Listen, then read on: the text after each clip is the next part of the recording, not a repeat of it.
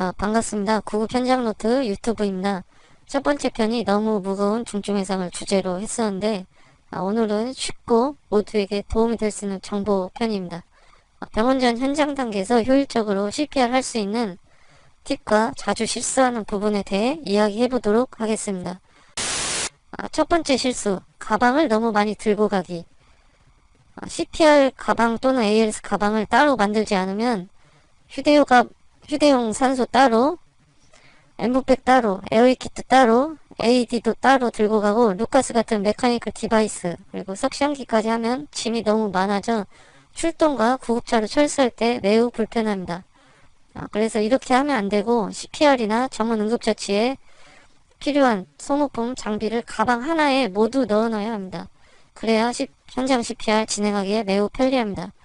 불필요한 거는 넣지 말고 환자 1명, 2명을 응급처치할 엠브백, 산소, 에어위 키트, IV 키트 등 필요한 장비만을 넣으면 됩니다.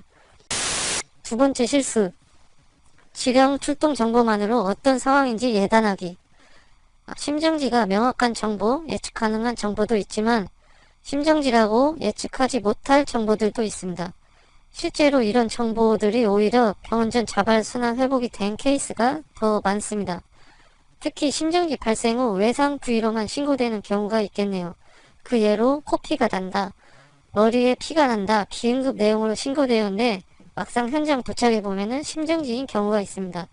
그래서 항상 최악의 경우를 생각하고 평소에는 장비 점검, 그리고 마네킹 통한 연습, 이미지 트레이닝을 하는 게 필요합니다. 준비되어 있지 않으면은 결국 살릴 환자도 놓치게 됩니다. 세 번째 실수는 AD 패치를 에이펙스에 잘못 붙이기입니다. 오른쪽 쇄골 아래에는 잘 붙이지만 좌측 에이펙스에는 잘못 붙이는 경우가 있습니다.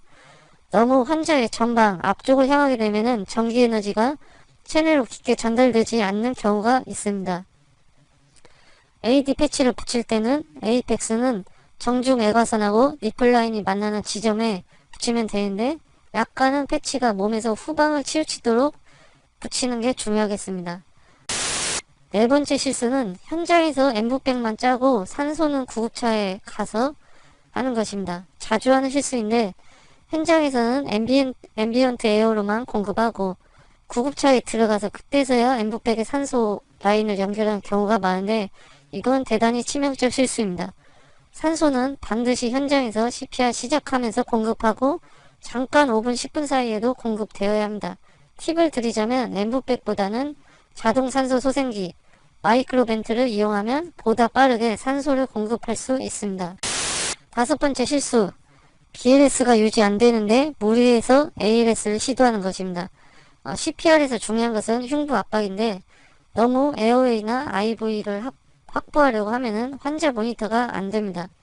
숙련도가 떨어지는 화재진압대원이나 의무소방원, 공익근무요원에게 가슴 압박이나 환기를 맡기게 되면 BLS가 잘 유지되지 않는다는 거죠. 그래서 충분한 인력이 없으면은 ALS를 시도해서는 안 됩니다. 전문구급대원, 즉 1급 응급구조사와 간호사 인원만 최소 3명이 확보되지 않으면은 ALS 진행에는 무리가 있습니다. 그럴 때는 BLS에만 집중해야 합니다. 여섯 번째 실수는 기계식 가슴 압박 장비가 있는데 사용하지 않는 경우입니다. 이것은 심각합니다.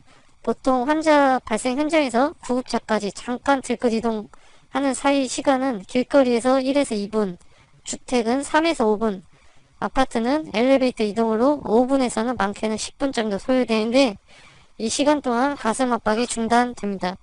메카니컬 디바이스를 적용하면 이 잠깐 사이에도 가슴 압박이 쉬지 않고 됩니다.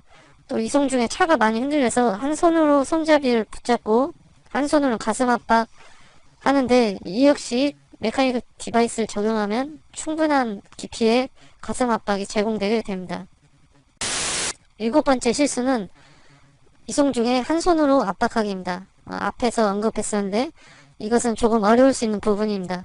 메카니컬 디바이스가 없는 구급대에서는 흔들리는 차 안에서 흉부 압박을 하기 때문에 어쩔 수 없다고 하는 분들이 많을 겁니다. 하지만 환자를 생각하면 헬멧을 쓰고 두 손으로 압박하는 것을 습관화하는 것이 좋겠죠. 마지막 여덟 번째 실수는 이송 중에 쇼커블 리듬이 아닌데 제세동 쇼크를 하는 경우입니다. 차량 노이즈로 AD 기계 분석에서 심실세동과 감별이 잘 안돼서 AD가 잘못 인식하는 경우가 많습니다.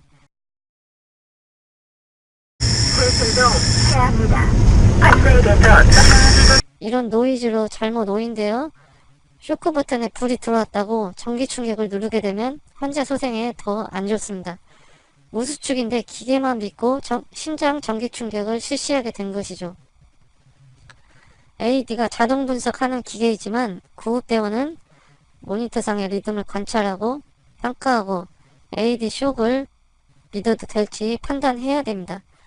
이런 실수를 막으려면 이송 중에 자동차 전용 도로나 고속도로가 아닌 이상은 심정지 환자를 10분 이송하면은 제세동기를 모니터 모드로 다이얼을 돌리는 게 좋습니다.